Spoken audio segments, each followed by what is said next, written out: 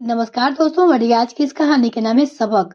माँ, पूरा परिवार घूमने चला गया है। बस मैं अकेले घर में हूँ। मुझे छोड़कर चले गए हैं सब। तो तुमने उन्हें बोला क्यों नहीं कि मुझे भी अपने साथ लेकर चलो? मैं अकेले घर में कैसे रहूंगी? बोला माँ, बहुत बोला।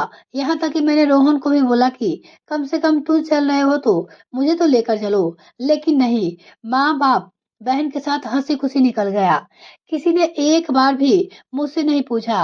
ऊपर से माँ जी कहती है कि बहू, तुम तो बहुत ही नाजुक हो, ना तुमसे घूमना नहीं हो पाएगा, तुम थक जाओगी। मैं घर का काम करती हूँ तो नहीं थकती हूँ। बेटी की बात सुन गुस्सा होते हुए किरण जी कहती है, मैं जानती हूँ बेटा, यह सब उनके बहाने हैं। उन्हें पता है ना कि वो घूम के आएंगे तो तुम घर पे रहोगी तो बनाकर खिलाएगी, तू भी साथ चली जाएगी तो थक जाएगी। यह सब तेरी सास का किया धरा है। एक काम कर, तू जैसी थी वैसे ही रहना और तुझे बिल्कुल बदलने की जरूरत नहीं है। और तू अब एक और काम नहीं कर, अब अपनी स्पीड को और भी कम कर दे। जो काम तू 10 मिनट में करती थी उसको आधे घंटे में कर। माँ अपनी बेटी से बोल रही थी, तब उनको समझ में आएगा। ठीक है माँ, कहते हुए अंजलि ने फोन रख दिया। अंजलि इस समय घर में अकेली थी। अंजलि की सास सविता जी, ससुर, उसका पति रोहन, ननद सब शिमला गए थे घूमने। अंजलि ने भी अपनी सास से कहा था, माँ जी मुझे भी लेकर चलिए, मैं घर में अकेली कैसे रहूं? लेकिन सविता जी ने कहा, नहीं बहू, तुम क्या करोगी जाकर? हम थोड़ा चलेंगे, घूमेंगे, फिरेंगे। तुम तो इतने में थक जाओगी। जितनी देर में हम 4 किलोमीटर चलेंगे ना, उतनी में तुम 1 ही किलोमीटर चल पाओगी। तुम इतनी नाजुक हो, तुमसे कहाँ ही हो पाएगा। तुम घर पे ही रहो। बस यही बात रो रो कर अंजलि अपनी माँ किरण जी को बता रही थी। असल में एक दिन अंजलि किचन में चाय चढ़ाई रही थी, तभी उसकी माँ का फोन आ जाता है। चाय चढ़ाकर गैस तेज कर कर फोन के चक्कर में वो भूल गई कि उसने गैस पे चाय चढ़ा रखी है। वो आकर माँ से बात करने में बिजी हो गई। जब चाय जलने की महक सविता जी को महसूस हुई तो किचन में जाकर देखती है चाय बुरी तरह से जल गई थी, पर पूरा धुआं धुआं हो गया था। लेकिन अंजलि बात करने में इतनी बिजी थी कि उसे चाय जलने की महक ही समझ में नहीं आई। और गुस्से में सविता जी अंजलि को एक दो बार आवाज भी लगाई, लेकिन अंजलि ने नहीं सुना क्योंकि उसके कान में ईयरबड्स लगा था। अचानक ही सविता जी की नजर पास से परे ईयरबड्स पे पड़ी। उन्होंने तुरंत ही दूसरा वाला ईयरबड्स उठाकर अपने कान में लगा लिया। माँ बेटी की बातें सुनने लगी। अंजलि की माँ अंजलि से कह रही थी, देख बेटा, वो ससुराल है और वो तुम्हारी सास है। जितना भी काम करोगी उनके लिए कम ही रहेगा। इसलिए पहले ही तुझे बता रही हूँ, ज्यादा काम करने की जरूरत नहीं है। और बहुत ज्यादा फुर्तीली तो बिल्कुल ही मत बनना। जिस दिन उनकी नजरों में तुम फुर्तीली बन गई ना, वह तुम्हें कहीं की नहीं छोड़ेगी। दिन रात नौकरियों की तरह पूरे घर में दौड़ाती रहेगी। इसलिए जितना आलस करोगी, जितना धीरे धीरे काम करोगी, उतना तुम्हारे लिए सही रहेगा। दिखाने के लिए तो तुम पूरे दिन काम में लगी रहो। अगर तुम बर्तन धो रही हो तो उस बर्तन को भी आराम आराम से धो। 10 मिनट में धुलने वाला बर्तन को तुम आधे घंटे से पहले मत धोना। कोई भी काम बहुत ही धीरे धीरे करो, ताकि तुम्हारी सास तुमसे कोई काम ही ना कहे, खुद ही कर ले। समझी? जी माँ जी। अंजलि ने माँ की हाँ में हाँ मिलाया। जी माँ जी नहीं, मेरी बातों को ध्यान से सुन। अब देख ले, मुझे कोई काम करती हूँ तेरी भाभी के साथ। पहले दिन से मैंने सब्जी भी नहीं काटी।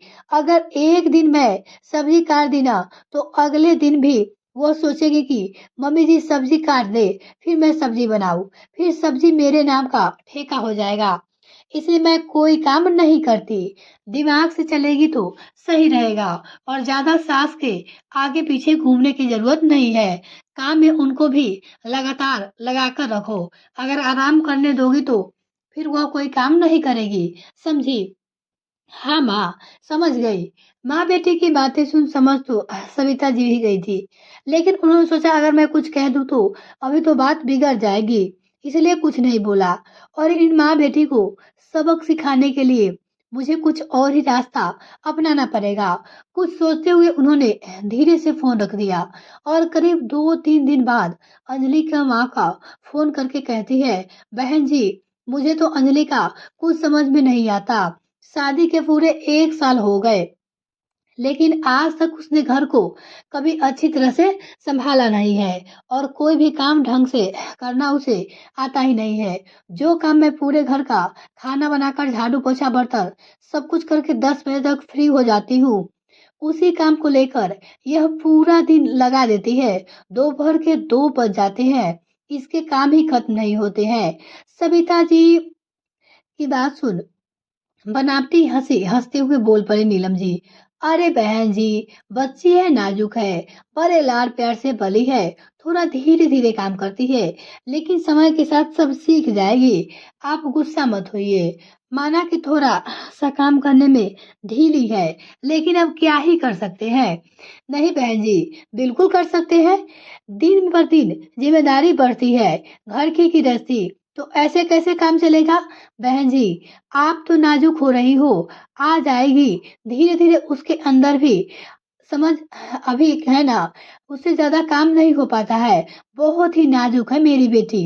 नीलम जी मक्खन लगाना शुरू कर दिया, लेकिन नीलम जी की सारी बातें सविता जी पहले ही सुन चुकी थी और उनकी मीठी, चिकनी, चुपड़ी बातें सुन ली।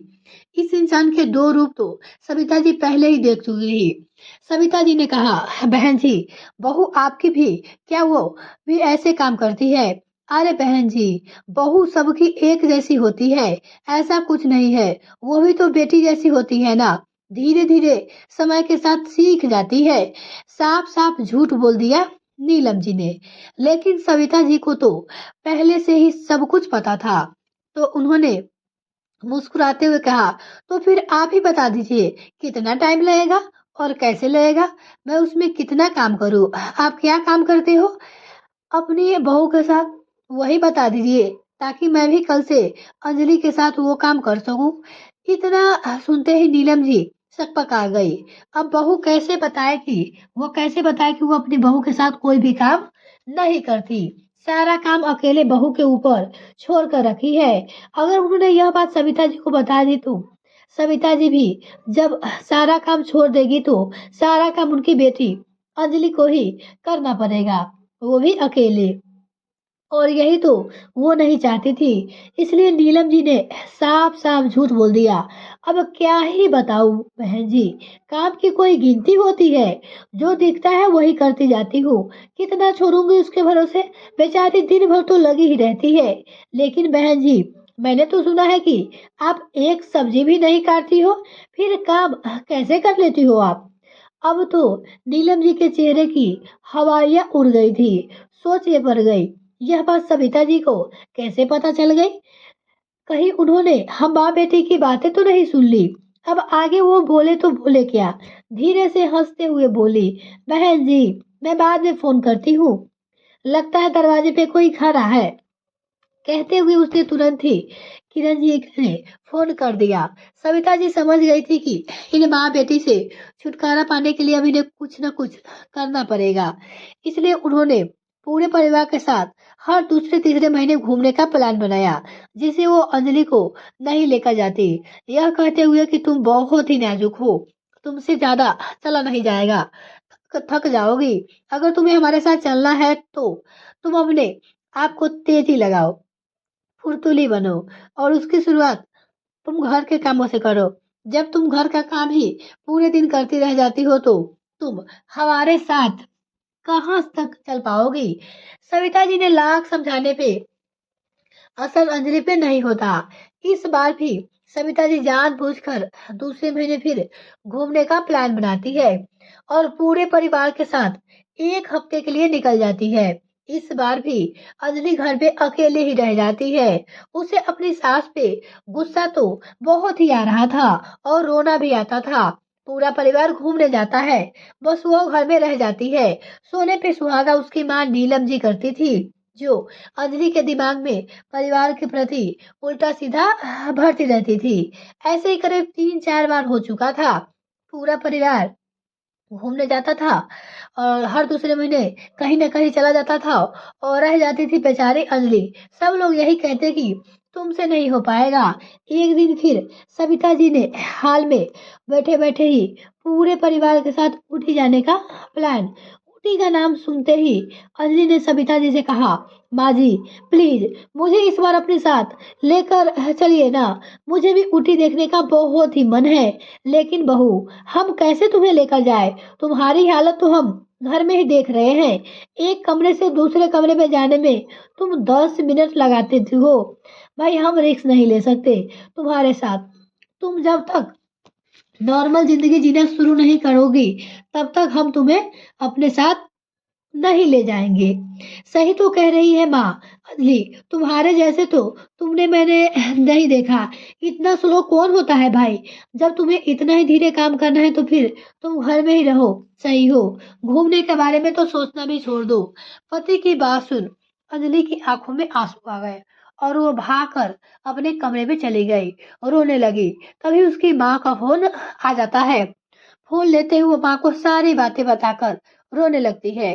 किरण जी को भी बेटी के दुख से दुखी थी, इसलिए गुस्से में तुरंत बोल पड़ती है, बेटा तुम घर का कोई काम मत करो, छोड़ दो करे यह लो काम, घर का काम। तुम नौकरानी नहीं हो उस घर की। तुम रुको जरा, मैं अभी तुम्हारी सास से बातें करती हूँ। बहुत ही बर्दाश्त करवा लिया उन्होंने। हम जितना बर्दाश्त करते जा रहे हैं ना, वो लोग उतना ही घूमने का प्लान बनाते जा रहे हैं। यह कोई तरीका होता है? ऐसा तो कोई अपने दुश्मनों के साथ भी नहीं करता। मैं अभी उनसे बातें करती हूँ, तू रुक जा। कहते हुए नीलम जी ने अंजलि का फोन काट दिया और अपनी समधन सविता जी को फोन लगाने लगी। अंजलि के कानों में जैसे ही सास के फोन की आवाज आई, वो जाकर अपने कमरे के दरवाजे के पास खड़ी होकर सुनने लगी। उसकी माँ और माँ जी में क्या बातें हो रही है। नीलम जी ने कहा, बहन जी मुझे बोलना तो नहीं चाहिए, लेकिन यह क्या तरीका है? पूरा परिवार हर दूसरे महीने घूमने जा रहा है, बस मेरी बेटी को घर में अकेले बंद करके जाते हो क्यों? नीलम जी की बात सुनते ही मुस्कुराते हुए सविता जी ने कहा, बहन जी हम तो उसे ले जाने के लिए तैयार है, लेकिन वो दिन पे दिन इतनी कमजोर, इतनी नाजुक होती जा रही है कि पहाड़ों की चढ़ाई उसे कहाँ चली जाएगी। उसकी मेहनत बिगड़ जाएगी, सेहत बिगड़ जाएगी। चिंता होती है हमें, इसलिए नहीं ले जाते हैं। फिर भी बहन जी यह तो गलत है ना। उसके मन में कितनी तकलीफ होती होगी। बहन जी तकलीफ तो हमें भी होता है कि हमारी इकलौती बहू हमारे साथ नहीं चल रही है, लेकिन हम क्या ही करें। हम तो उसकी हरकतों से ही लाचार है। जिस दिन वो फुर्तीली बन जाएगी, घर के सारे काम करने में लगेगी, उस दिन हम समझेंगे कि यह हमारे साथ जाने लायक है। उससे पहले हम कोई भी रिस्क नहीं लेना चाहते। इतना सुनते हुए सविता जी ने फोन कर दिया। सास की बातें सुन अंजलि ने सोचा कि जब मुझे घर का काम करना ही पड़ता है, तो फिर मैं फालतू में धीरे धीरे काम करके अपनी बेइज्जती ही करवाऊं और बाहर घूमने का मौका भी खो दूं। ऊपर से पूरे दिन बिना मतलब के मुझे लगे रहना पड़ता है। इससे अच्छा है कि जब मुझे काम करना ही तो मैं जल्दी ही काम करवा के खत्म कर लूं और इसी बहाने मुझे घूमने को तो मिलेगा। तभी ही दोबारा से उसने फोन पे नीलम जी का फोन आता है। सविता जी के कानों में बहू के फोन की आवाज आई। वो भी जाकर अंजलि के कमरे में बाहर खड़ी हो गई। उसकी बात सुनने लगी। अंजलि की माँ ने उससे कहा, बेटा चिंता मत कर, तू उसके साथ जरूर जाएगी। मैं मजबूर कर दूंगी तुम्हारी सास को। लेकिन अंजलि ने जो कहा उसे सुन मुस्कुराने लगी सविता जी। अंजलि ने कहा, नहीं माँ, बस चुप हो जाओ। बहुत सुन लिया मैंने आपका, बहुत कर लिया मैंने आपके हिसाब से। रहते रहते पूरे घर से खराब हो गई हूँ मैं। ना रोहन मुझसे ठीक से बातें करते हैं और ना ही माँ जी करती है। ना कोई परिवार करता है और ना माँ। क्या मिला मुझे? जो आपने सिखाया बस उसे बदनामी ही मिली, बेइज्जती हुई हुई मेरी। जब मुझे वह काम करना ही है तो चाहे मैं धीरे करूँ या फिर तेज करूँ, क्या फर्क पड़ता है? कम से कम मैं सही से अपना काम करके समय पे निपटा दूंगी तो परिवार के साथ मुझे घूमने का मौका तो मिलेगा। ऐसे में कैदी की तरह घर में ही नहीं बंद रहूंगी। अब मैं आपकी एक नहीं सुनने वाली हूँ। अब मैं भाभी की तरह ही आपके घर को भी अपने घर को संभाल कर रखूंगी, सारा काम करूंगी और जितनी जल्दी से जल्दी हो सके उतनी जल्दी करूंगी। भले ही सब मुझ पे इस बार अपने साथ लेकर ना जाए, कभी भी मत लेकर जाए, लेकिन अब मैं आपकी बातों में नहीं आने वाली हूँ। कहते हुए अंजलि ने फोन रख दिया। सविता जी बहू की बातें सुन मुस्कुराते हुए रोहन के पास जाती है और इस बारे में पूरे परिवार की टिकट कैंसिल करवाकर बस अंजलि और रोहन का टिकट करवाती है।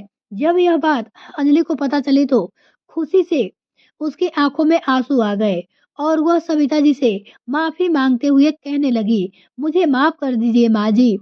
मुझे सच में समझ नहीं आ रहा था कि मैं क्या करूं। बहकावे में आ गई थी, लेकिन अब मुझे परिवार की कीमत समझ में आ गई है। बहू को सही रास्ते पर आया हुआ देख मुस्कुराते हुए सविता जी ने कहा, कोई बात नहीं बहू, देर आए दुरुस्त आए। अब मुझे तुम्हारे पर पूरा विश्वास है, तुम इस घर को अच्छे से संभालोगी और फिलहाल तो तुम दोनों ही अपने जाने की तैयारी करो। इतना सुनते ही खुशी से झूम उठी थी अंजलि। आपकी इस वीडियो पर क्या राय है कमेंट में लिखकर जरूर बताइएगा। अगर आपको ये कहानी पसंद आए तो वीडियो को लाइक और चैनल सब्सक्राइब करना बिल्कुल ना भूले। इसी तरह के और सारे कहानी सुनने के लिए हमारे साथ जुड़े रहे। इस वीडियो को देखने के लिए बहुत बहुत धन्यवाद।